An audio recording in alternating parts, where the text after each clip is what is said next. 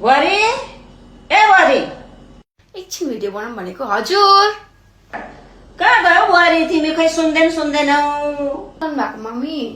सुन्दा नि त तिमी आज व्रत हो दिनभरिको फलरहरू के बनायो आज फलहरू खानुपर्छ राति आज खै मैले त खानै बसाएँ के पकाउनु त अब अरू त मेरो लागि फलफुल छ तपाईँको लागि खानै पकाइदिएको छु खानै त खाने होला नि। है बुहारी खाना त खाँदिन हो खाना त खानु हुँदैन अब फलफ्रुटहरू भयो भने खाना बसाइरहेको छु खाना खान्न भन्नुहुन्छ।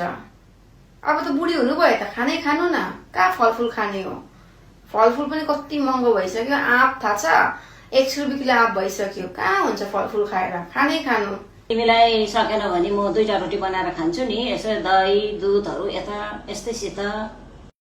अब खान्न भन्नु थाल्नु भयो फेरि त्यो पकाएको खाना चाहिँ के फ्याँक्नु दिनभरि व्रत बसेर आफूले दुःख गरेर खाना पकाए खान्न भन्नुहुन्छ फेरि रोटी पोलेर खान्छु भन्नुहुन्छ अहिले फेरि मसँगै फलफुल खान्छु भन्ला खै सक्न सकिँदैन रहेछ यिनीहरूलाई त।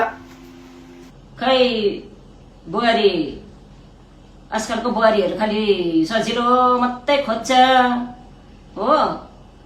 अहिले त अब राम्रो छु बिहानदेखिको व्रत हो केही चिज बनाइदिएको बाइसो हुने थियो खै त अहिले त यति छ र पनि अहिले हातखुट्टा बसिहाल्यो भने त के हुने होला हो।